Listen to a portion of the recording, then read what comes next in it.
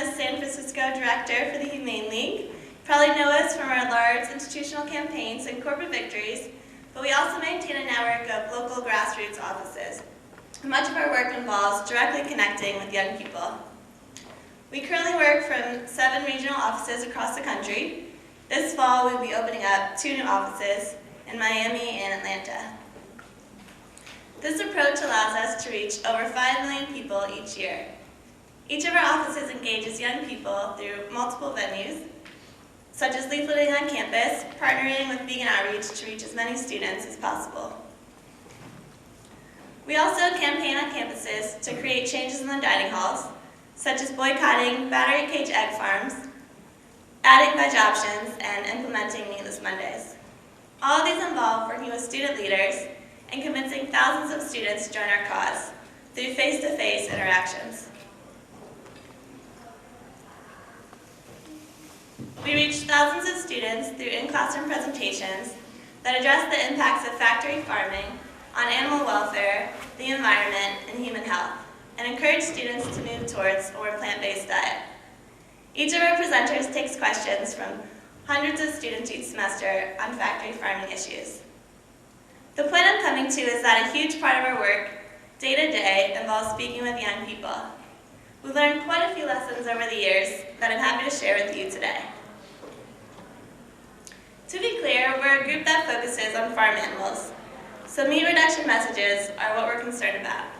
We try to look at relevant social research, even performing many of our own tests through our research wing, Humane League Labs. Our goal is to determine which messaging will actually create the most diet change down the line, and some of the things we've discovered might surprise you. One of the most important parts of our messages is that billions of animals are killed each year for our food.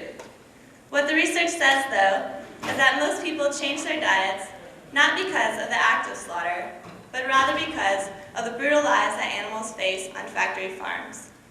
While death is obviously a serious concern, we know that the majority of our message is better spent focused on the brutal lives that animals must face day to day, in sense of confinement, brutal mutilations, lack of veterinary care, and constant sleep deprivation.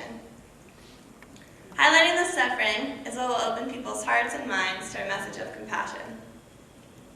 At the Humane League, we tend to take a very numbers-based approach to our advocacy.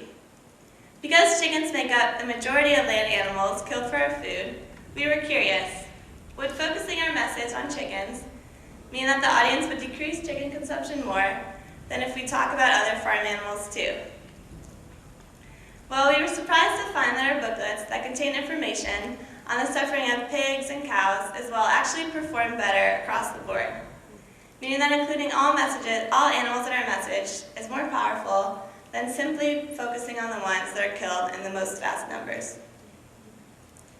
Another important consideration is that much of our audience may sympathize with our message while simply not knowing what the first step towards veganism is. I remember when I first became vegan, I was so concerned with making sure that others knew about how terrible factory farming was, how many animals were suffering, and how bad meat is for the environment. I really thought to worry about more practical considerations. What should I cook instead?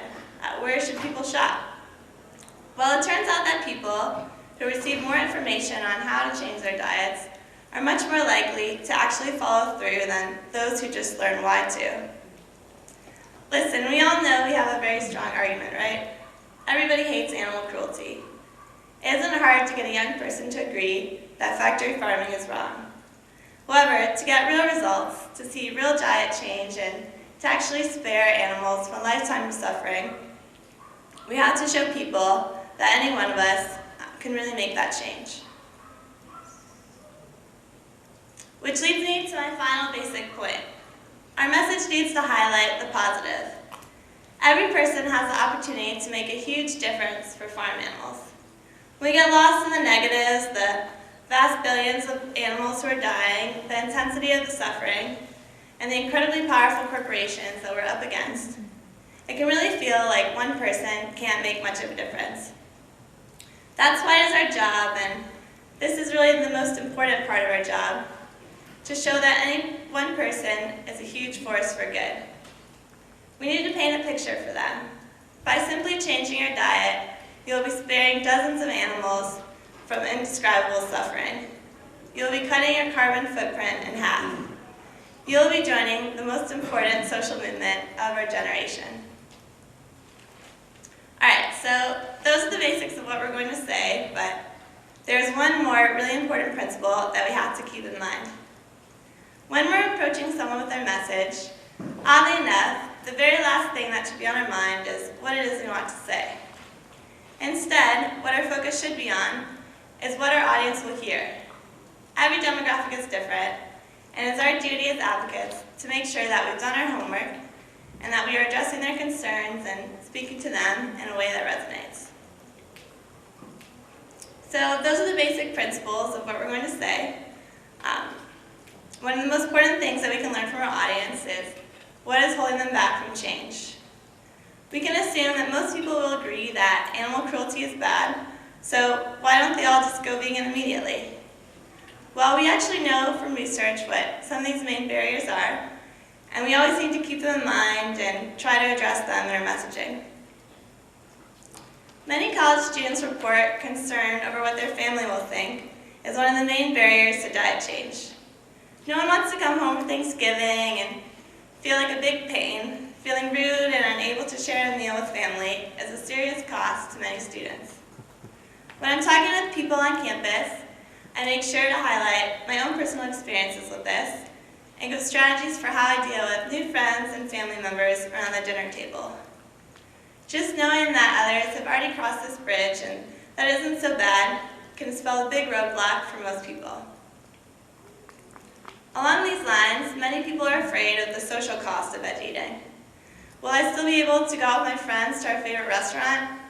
Will I seem crazy? Will they think I'm a weirdo or a hippie? Just like with family concerns, we can model for people that these problems disappear very quickly. Veg food is widely available. More and more young people are doing it. The campus dining hall is likely very veg-friendly. And by having a sense of humor and by being tactful, it's very easy to avoid awkward social situations. Of course, college students are always worried about budgeting. One of the things that I always hear on college campuses, and the research backs this up, is that veg eating is just too expensive. Cheap fast foods are often associated with meat, and many young people feel that they simply can't afford to go vegan, even if it's the morally correct thing to do. Luckily, as we all know, it's very easy to eat right on a very tight budget. Just a matter of educating people about how to do it. There are a number of cookbooks and blogs that focus specifically on this topic, and more cheap restaurants are adding veg options each year. Which leads me to my final point, convenience. Another factor that concerns our audience is convenience. Young people are worried that if they're vegan, finding food on the road or in their hometown is going to be an impossible chore. Nobody wants to have to waste time and feel inconvenienced looking for food day in and day out.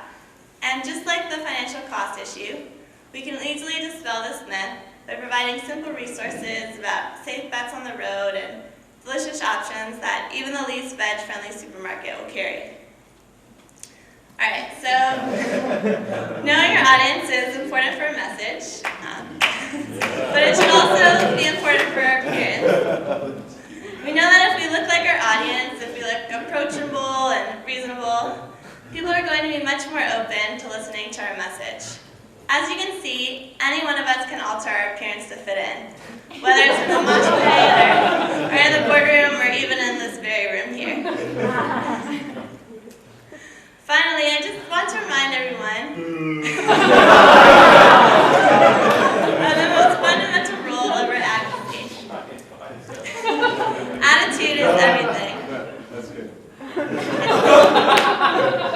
It doesn't matter how perfect a message is, how complete an argument is, if it's delivered by a jerk. Think about your own life.